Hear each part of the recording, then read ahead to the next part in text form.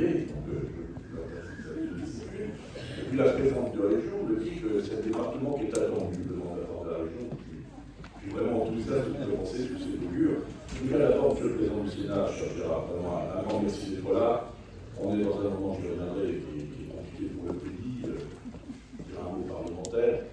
Et c'est important que, en ce moment où il y a beaucoup d'interrogations, beaucoup de colère, le président de la Sénat qui incarne finalement la stabilité, qui incarne l'expression de nos territoires, puisse être là, à cette assemblée, à ce congrès, ces assises, des départements, de France, et je t'inviterai d'ailleurs à l'Assemblée, aux assises. On a choisi Angers, parce que c'est pour retrouver un peu de sérénité avec la douceur en Chine. En tout cas, notre stratégie pour le salut tout particulier pour le secrétaire général de la préfecture, je veux dire, il y a toutes les pressions, parce que vous n'auriez pas dû être là finalement, c'était votre préfet qui devait être là, préfet de région. Et puis nous avons eu une nouvelle, c'est qui va devenir le directeur du cabinet du ministre de l'Intérieur. Donc on forme des vœux de réussite pour le gouvernement, parce que personne n'a intérêt à l'échec du pays. L'échec du gouvernement, ce serait l'échec du pays dans une période qui est particulièrement difficile pour nos compatriotes. Donc il faut que ça réussisse, quel que soit le niveau de responsabilité. Donc je dois dire aussi que ce dialogue permanent avec l'État, il doit être poursuivi et bien remonter les préoccupations au quotidien de nos compatriotes et puis les élus locaux, parce qu'ils sont la première expression, la première représentation tout simplement de tous ceux qui ont manifesté dans les urnes récemment des sentiments de colère, de désespoir aussi. Des sentiments parfois de quoi qu'on vote, rien ne change. Voilà. C'est pour ça que cette assemblée est très importante. D'abord pour réaffirmer la solidité du couple commune-département. Et la solidité, ce n'est pas simplement une fabrication, ce n'est pas simplement un résultat des différentes réformes qui ont conduit à ça. Vous savez, j'ai beaucoup travaillé avec vous tous sur c'est quoi la République de demain, comment on va s'organiser pour retrouver à la fois l'efficience de l'action publique, c'est-à-dire quand on voit que ça change les choses, ça change la vie.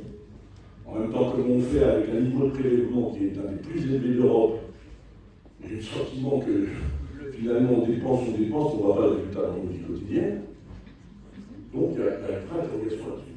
Mais si je réaffirme aujourd'hui plus que jamais la solidité du couple commune rurale singulièrement, et département, c'est parce que nous sommes le fruit d'une longue histoire.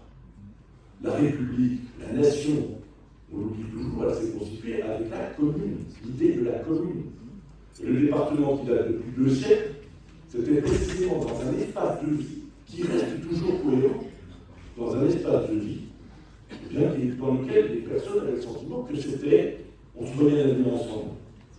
D'ailleurs, regardez, quand on a voulu supprimer la plaque sur la plaque minéralogique, le simple numéro de l'appartenance, maintenant on peut en changer, c'est pour que le monde est mobile. En tout cas, ce qui reste, c'est cette identité. Pas une identité de repli, contrairement à ce qu'on pourrait nous faire croire lorsqu'on parle d'identité, mais au contraire, une identité d'identification. On est tous de quelque part. Et tous ceux qui parlent de la suppression des communes, vous savez, j'ai toujours été perçu comme un gars, c'est mon chose pour eu un certain nombre d'années. Aujourd'hui, il est président du département de France. J'ai toujours dit que la commune était importante. Bien sûr qu'il faut s'organiser dans un espace. Bien sûr que ce qu'on ne peut pas faire ensemble, il faut le faire à une échelle plus large. Mais toujours en prenant soin d'écouter, d'entendre ceux qui sont l'incarnation de leur commune, parce qu'on est d'abord de sa commune. On leur sera durablement. Mais on est dit, je reprends ça. Moi, je suis Dito. J'habite à Dito. Et mon enjeu aujourd'hui, l'enjeu de la République, de la conquête ici, c'est que chacun de ceux qui font le choix de vivre là où ils vivent puisse continuer d'avoir le choix de vivre où ils vivent. Continuer d'avoir le choix. On a un débat sur la métropolisation, j'y reviens. En tout cas, les parlementaires, et aussi, préalablement, vous avez un message, c'est que vous allez avoir une autre responsabilité. On a un gouvernement dont on sait que, quand on regarde les forces politiques, il sera fragile, parce que la société est fragile, parce que le vote a fait la fragilité dans le pays. Maintenant, vous avez une autre responsabilité. C'est de pratiquer le dépassement de soi pour rechercher ce qui va nous rassembler, surtout quand les temps sont durs. C'est ce qu'on appelle, ce que tu as qualifié, Michel, avec beaucoup de justesse. Les mots que tu as eus, moi, ils m'ont touché, parce que tu l'as fait avec beaucoup de décontraction, parfois même d'humour. Mais au fond, c'est ça la France. Ce que tu as dit, c'est la recherche de l'intérêt général. Moi, je regarderai ce que fera chaque parlementaire. Et je m'exprimerai sur ce que feront chaque parlementaire. Parce que vous allez avoir au Parlement, dans cette situation singulière, une responsabilité, quels que soient les groupes politiques auxquels vous êtes, que vous n'avez jamais eu, parce que traditionnellement, quand on avait un gouvernement, un président, un gouvernement était l'émanation d'une majorité, et c'est avec cette majorité exclusivement que le dialogue se faisait. Il va falloir apprendre à travailler ensemble. C'est ça l'enjeu, c'est pour ça que la situation est inédite. Et c'est pour ça que je réaffirme avec force le couple, l'importance de ce couple. C'est une permanence de la République, ce couple département. Je ne sous-estime pas le rôle de la région. J'ai dit la région ferait mieux s'occuper des grandes stratégies que vouloir s'occuper de tout. Les grandes stratégies, notamment économiques. Parce que ça, c'est une bonne chose pour le faire, et tenir compte de la diversité. Il ne faut pas que tout le monde veuille se lever tout.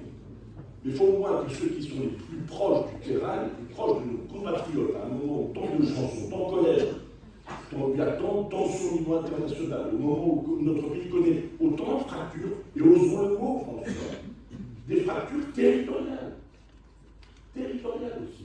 Ça va dans la vie, avec des quartiers qui se sentent abandonnés, et puis ça va dans le monde rural avec des gens qui se disent quand est-ce qu'on va s'occuper de nous? Qu'est-ce qu'on va faire? Alors on a des grands défis pour nous. Alors je suis arrivé un petit peu en retard, je vais vous avoir filmé, François, parce que j'étais au congrès de la Fédération nationale des pompiers, qui se déroulait au même moment, et j'intervenais à midi. Je le redis aussi à l'ensemble au directeur général de la sécurité civile, je le redis au ministre de l'Intérieur, c'est que nous devons prendre l'échelon départemental comme le bon échelon de la réponse face au changement climatique. Nous avons dans chaque commune des événements qui nous dépassent. Hier soir encore, phénomène de mini-tornade dans les 3 toits. Les maires se sentent parfois désarmés. Et j'ai redit que pour moi, il y a une ligne rouge dans la réorganisation de la sécurité civile face à ces événements tempétueux, à ce changement climatique dont on voit les effets dans nos communes, les inondations. Vous avez vu en Seine-et-Marne, au mois de septembre, on n'a jamais connu ça, les événements climatiques, montée des eaux, etc. L'échelon départemental à redressement, et je le redis, qu'il fallait que les élus locaux continuent d'être très fortement impliqués aux côtés des services de l'État, qui ont leur responsabilité sur les moyens de porter, etc. Mais que les élus locaux soient fortement impliqués parce qu'ils connaissent le terrain. Et parce qu'ils savent les réponses qu'il faut apporter. D'ailleurs, on travaillera sur l'intelligence artificielle aussi pour modéliser les événements climatiques que nous avons connus inhabituels, pour que lorsqu'ils se reproduiront, parce qu'ils se reproduiront, on le sait, à une fréquence plus rapide, nous ayons une modélisation, y compris sur les cartes, en lien avec les services de l'État, pour qu'on puisse anticiper les événements climatiques et faire en sorte qu'on puisse prédisposer des panneaux, prédisposer des moyens, et que les maires ne se sentent pas trop seuls, avec parfois des alertes dont ils ne savent pas si. Alors ça les met en alerte, et à force de recevoir des alertes, parce que tout le monde se protège un peu, on se demande si c'est une vraie alerte, une fausse alerte, une moyenne alerte, une grande alerte, etc. Donc il va falloir qu'on objectif de ça, c'est la réponse. Enfin, petit retard. J'ai respecté les limitations de vitesse à peu près de l'élévation. Donc, quand je parle concrètement comme ça, c'est qu'effectivement, le seul chemin qu'on doit emprunter aujourd'hui, c'est de redonner confiance. Et vous l'avez dit les uns les autres. J'ai très mal vécu d'ailleurs le Sénat, nous on a mal vécu cette idée de mise en cause des collectivités territoriales comme étant responsables de déficit public. Enfin, franchement, là, on a touché le comble de la vraisemblable. Nous avons des cultures d'équilibre. Souvent, maintenant, on a de moins en moins d'impôts disponibles. On a eu des suppressions, d'ailleurs, que je regrette, je le dis très franchement. Tout ça a fait plaisir à tout le monde. Maintenant, on est là, superfusion d'État, qui même nous dit, maintenant faites des économies, alors que l'essentiel de la dépense vous est imposé par celui-là qui nous la reproche. On est quand même dans une situation assez paradoxale, qu'on descend. Donc le seul message, déjà que je voudrais faire passer, M. le Président, c'est qu'il faut d'abord que l'État arrête de charger la barre. Je regardais dans les dépenses des départements. On est dans une situation invraisemblable. Écoutez-moi, dans mon département, c'est le cas dans tous les départements de France. La dépense sociale, je ne pointe pas du doigt, parce que c'est une dépense de solidarité, c'est la protection de nos enfants. Je travaille beaucoup avec les maires pour éviter les violences faites aux femmes, lorsqu'il y a des difficultés de la précarité. Nous, on sait très bien, mesdames, Vous êtes les premières victimes. Les deuxièmes victimes, ce sont nos enfants. Dans mon département, on a doublé le nombre d'enfants accueillis de moins de 3 ans en un an. On en a accueilli 100 au total. Vous imaginez le choc. Donc on est face à cela, on a une explosion de la dépense des RSA, pour qu'on soit raisonnable aussi sur les augmentations du RSA. J'étais avec le président du Nord, 4,6% d'augmentation du RSA, dans son département, 30 millions d'euros supplémentaires de dépenses.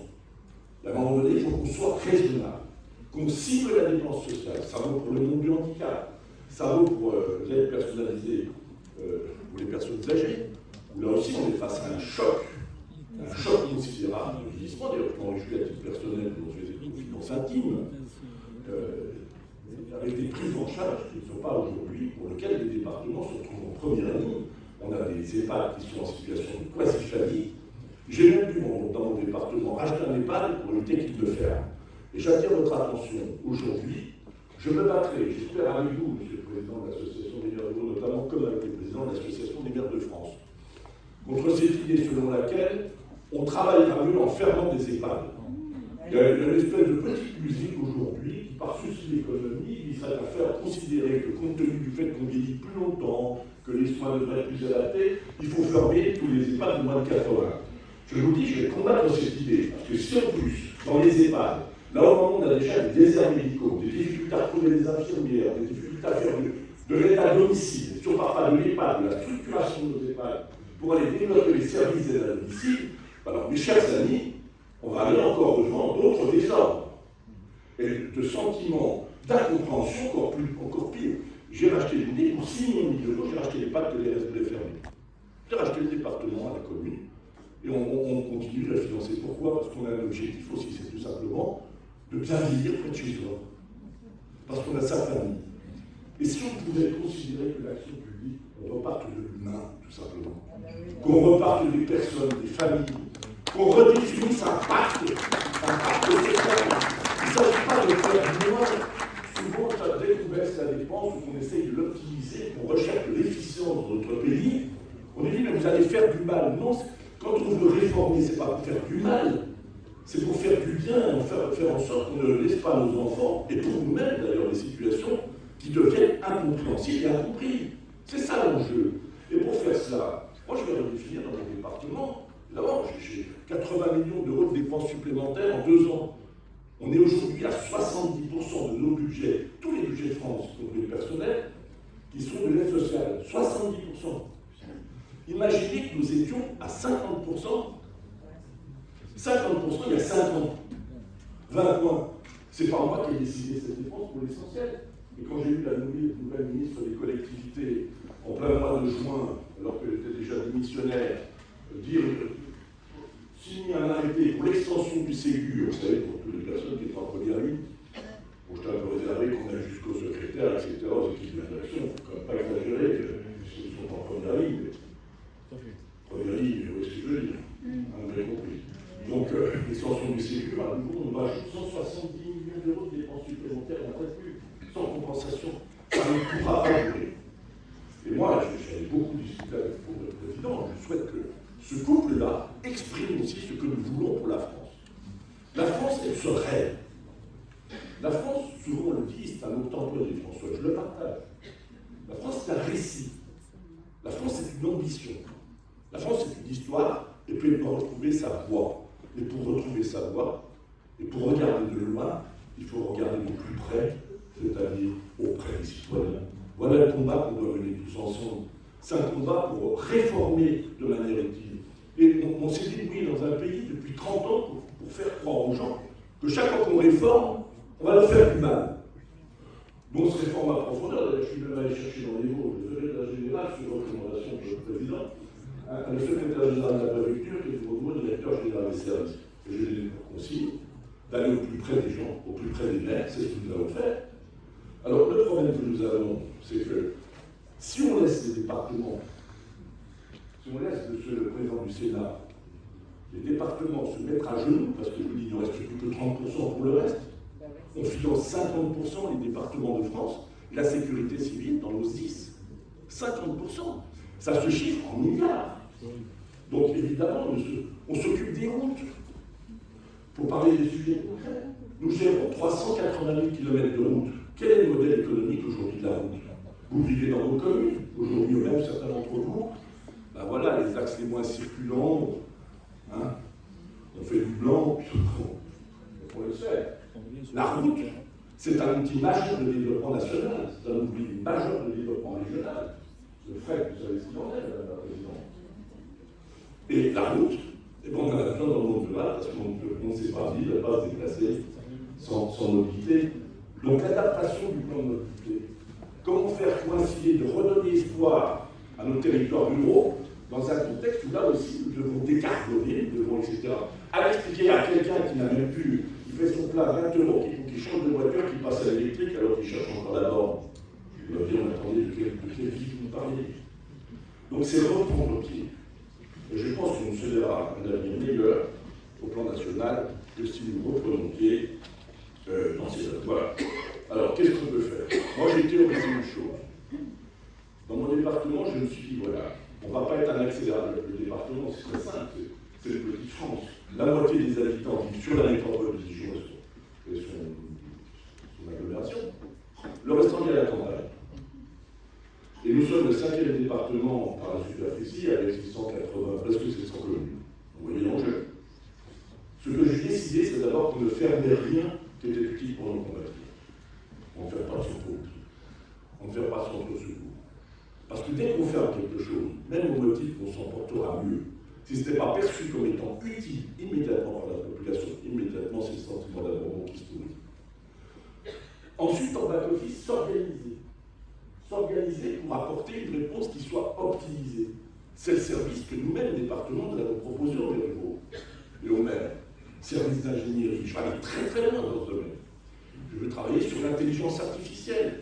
Demain, vous allez avoir des outils d'organisation spatiale qui vont nous permettre de mieux discuter avec la population sur comment on va positionner. Cette salle des fêtes, c'était d'ailleurs par le département. Hein. Vous allez aller belle. Je te compliment, je te salue. Oui, pour te saluer. Mais voilà, on va travailler sur ces sujets d'avenir. Et ces outils-là que vous ne pouvez pas avoir dans vos petites communes, il faut qu'on vous le mette à disposition.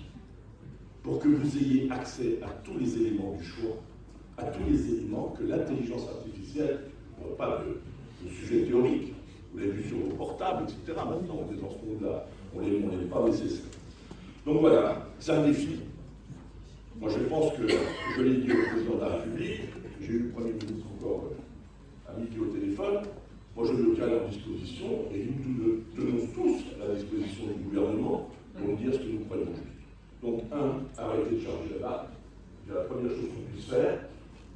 2, regardez les finances des départements, parce que sinon c'est vous qui collatéralement allez trinquer.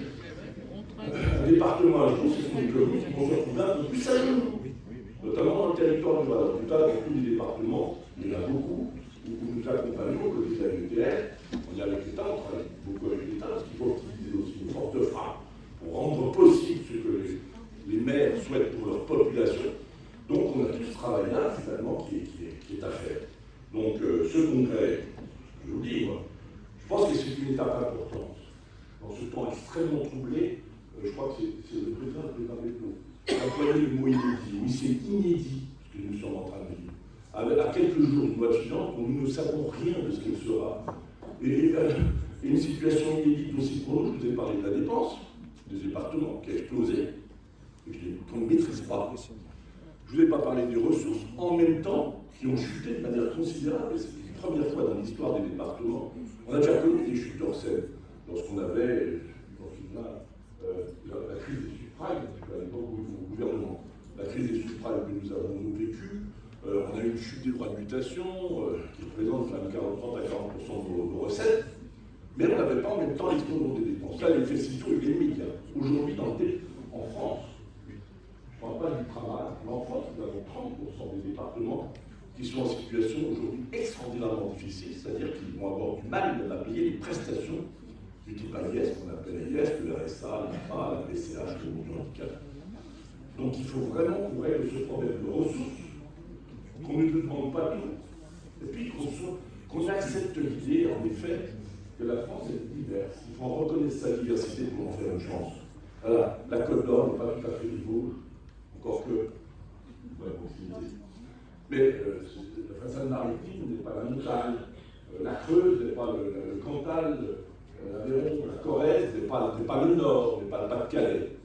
La reconnaissance de la diversité pour l'adaptation des politiques, ça veut dire qu'il faut nous redonner de la liberté. Pour retrouver le chemin de la liberté, il faut retrouver le chemin de la confiance. Et c'est un mot auquel je tiens beaucoup. Alors moi, je sais, évidemment, compter sur votre engagement, parce qu'on a des relations quotidiennes. Et je vais vous dire, Monsieur le Président, vous le savez, Monsieur le Président du Bureau, mon soutien et mon engagement à vos côtés, côté du monde rural, il ne vous sera pas compté du côté des départements de France. Je vous le redis, ce sera pour nous un combat pour la France, pour aussi une vision de la France, une vision pour la liberté de choix au monde de vie. Et je sais, et je veux compter aussi sur votre engagement à nos côtés pour défendre cette idée qu'il n'y aura pas d'avenir pour les communes s'il n'y a pas d'avenir pour les états. Parce que ça reste la communauté dans laquelle on peut faire jouer des soldats. Voilà, c'est vrai, vous l'avez dit, hein, je n'ai pas de vision bucolique de la vie, et encore moins maurassienne, mais je pense qu'on se trompe de chemin en ce moment, en laissant entendre que le phénomène rampant de métropolisation, je ne critique pas, je le constate, encore que je le critique aussi, le phénomène rampant de métropolisation serait finalement une chance, parce que c'est la question des services, la vitalité, des services, enfin, la recherche, les CHU, etc., etc. Mais alors la France d'à côté, je rappelle que nous avons 22 millions d'habitants, de Français, à part entière, qui ne vivent pas dans les villes. 22 millions. C'est à cela que je pense aussi tous les jours, et que notre ambition, c'est de répondre à leurs difficultés quotidiennes. Alors c'est un vaste programme, mais en même temps on peut faire coïncider exigence de maîtrise de la dépense avec réponse à l'attente des territoires, pour peu qu'on réapprenne le mot péréquation, qu'on réapprenne le mot habitant sur des espaces, c'est ce que tu disais tout à l'heure, pour peu qu'on se réapproprie l'idée que la France c'est pas que Paris, c'est pas que les métropoles, c'est pas que Lyon. C'est aussi tous ces clochers qui font que la France est belle, que la France est attractive aussi pour ces territoires, pour nos territoires ruraux. Attractive. Il faudra aussi préserver ces territoires. Je comprends les enjeux écologiques, mais faisons attention aussi à nos paysages. Je suis très sensible à cette idée des paysages, parce que quand je vois tous les pays qui sont en cours, de la Belgique, le Luxembourg, on monte aux Pays-Bas, pour aller chercher un point d'envergure, ils sont obligés soit d'aller vers la frontière allemande, soit de venir chez nous. C'est aussi un patrimoine exceptionnel. Notre patrimoine patrimonial aussi, nos églises, tout notre patrimoine qu'il faut rénover, continuer de rénover. Parce que c'est ça aussi la France.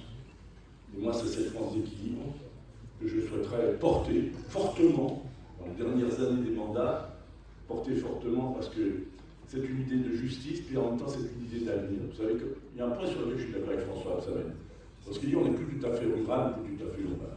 Simplement pour se voir un avenir dans le monde rural, il faut redonner de l'espoir. Arrêter de fermer, parce que chaque fois qu'on réforme dans les EHPAD, qu'on ferme un bout de service ici, un bout de service là, qui voulez-vous qui se voit un destin dans le monde rural si on ne stabilise pas l'offre de service que nous voulons offrir dans un périmètre qui s'appelle tout simplement un territoire vécu. Ça peut être une communauté de communes, un espace plus vaste, un territoire vécu. Quel service on doit apporter? Un jour, il faudrait vous proposer ça comme secrétaire général, avant d'être secrétaire général du gouvernement. Et si vous voulez être un jour, nous proposer qu'espace par espace, l'État, les collectivités disent qu'est-ce qu'on veut offrir à la population comme service et qu'on le stabilise. Parce que sinon, vous ne trouverez plus personne pour aller s'installer comme médecin, encore moins qu'aujourd'hui, si un an après, l'EHPAD va fermer, etc. Il faut stabiliser. Stabiliser. Stabiliser, c'est pas contradictoire, avec moderniser. C'est au contraire offrir à l'espace France un nouveau destin qui ne peut pas se résoudre à la concentration urbaine. Voilà, oui, je ne vais même pas le discours. Voilà, je vous souhaite une excellente journée. Je veux dire, j'entends des extraordinaires. Même moi, je vois bien, je viens de faire un colloque avec tous les présidents de département, franciliens de partout, présidents de département, les 103, y compris les ultramarins. Je vois pointer du doigt, et ça m'inquiète terriblement, j'allais même dire que ça m'angoisse un peu, le sentiment d'abattement d'un certain nombre d'élus locaux. Ils se disent, on n'en peut plus, on va arrêter. Alors moi, j'ai qu'un seul message. Vous êtes la France. Vous avez une partie, dans chacune de vos 35 000 communes, une partie du destin de la France en main. Si le dernier carré qui tient dans la République commence à baisser les bras, alors c'est la République qui va se faire. Donc je vous dis, ayez confiance dans notre avenir, parce que c'est à partir de vous, pour le rebâtir. C'est ma condition. Je vous remercie, que vive la République.